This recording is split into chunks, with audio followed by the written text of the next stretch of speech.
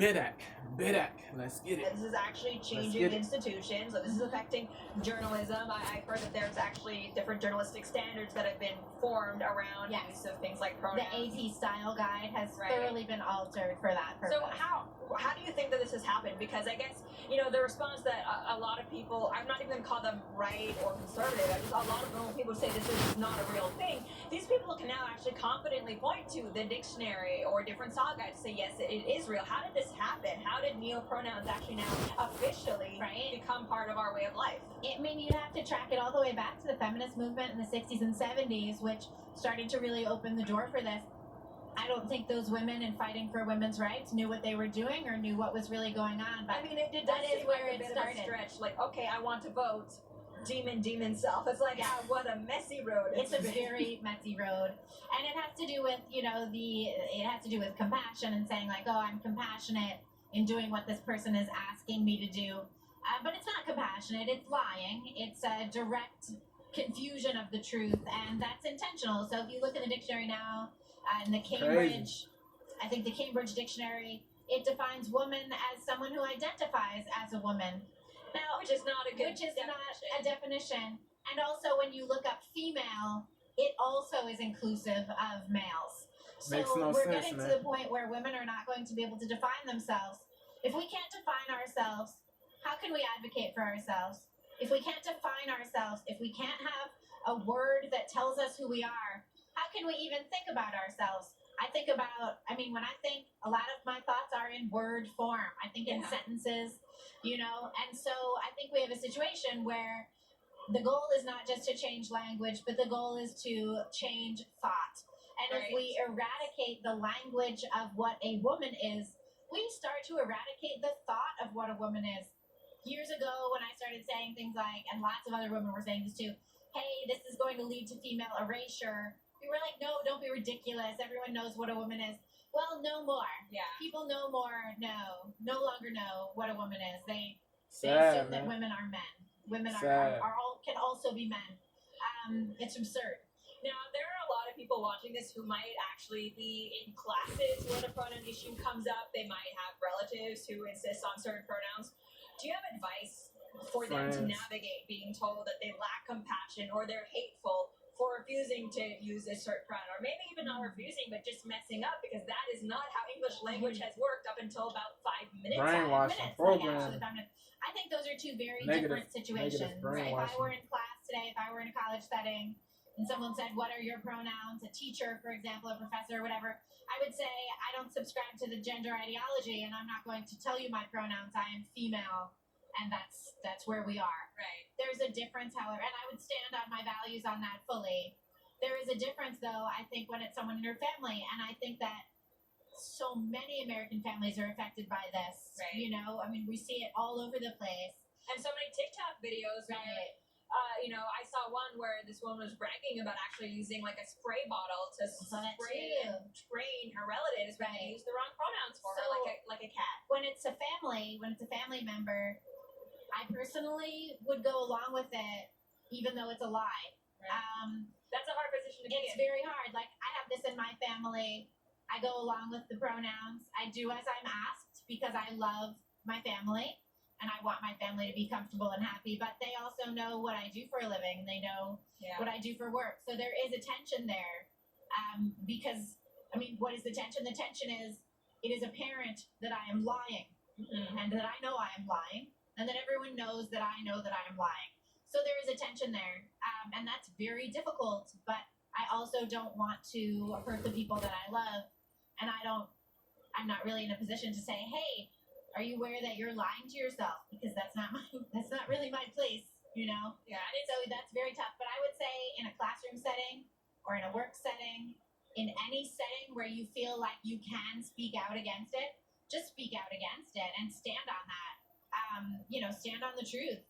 You know what the truth is. Right. You know? And I feel like it's almost a bit of an emperor's kind of clothing issue where 90% of the public does not agree with this, does not support this. I think that's They're not walking around with, you know, pronouns on it by their own volition, but it's because these activists who have inserted themselves into positions of power, they're making everyone else feel like, oh, well, you don't want to do, like, well, obviously we're doing this. So, deception, I mean, trickery, it kind of frustrates me BS. how so many people are like, okay, well, guess I'll just go along with it, even Go though along with I the know program. it's crazy. We all Go along.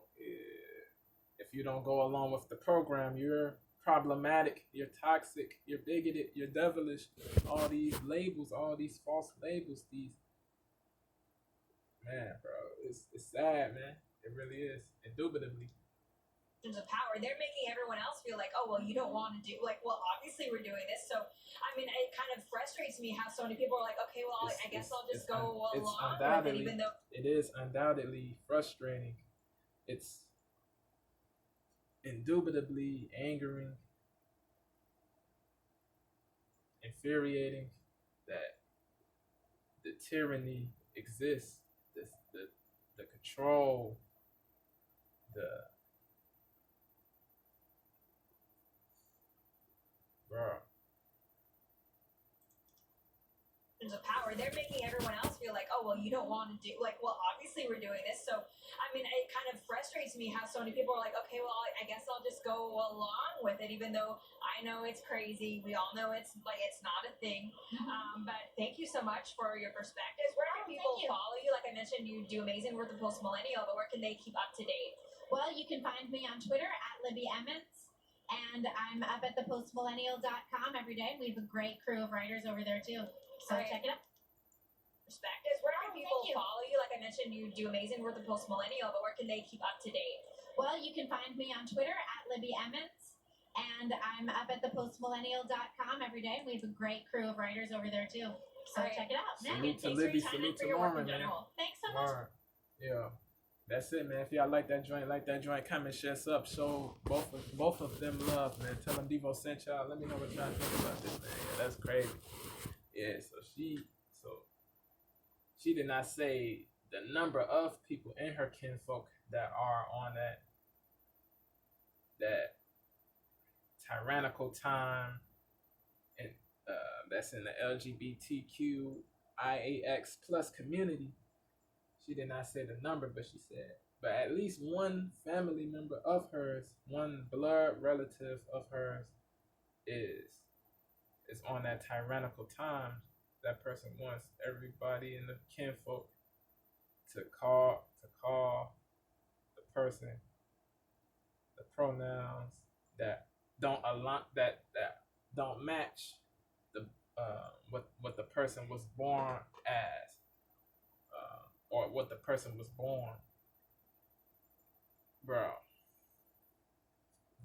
Yeah, like she said, that's tough, man. When it's blood, when it's family, bro, it's tougher to stand up and speak out against it, because you're gonna get derision and demonization, excoriation, demeaning, disparagement, negativity, negative energy, hostility, antipathy, all acrimony, just bull crap energy, man. Low vibrational ish, man. It's crazy, man. It's crazy that you gotta be, that you cannot speak out against a family member that's tyrannical or whatever. That is tyrannical. That's tyrannical.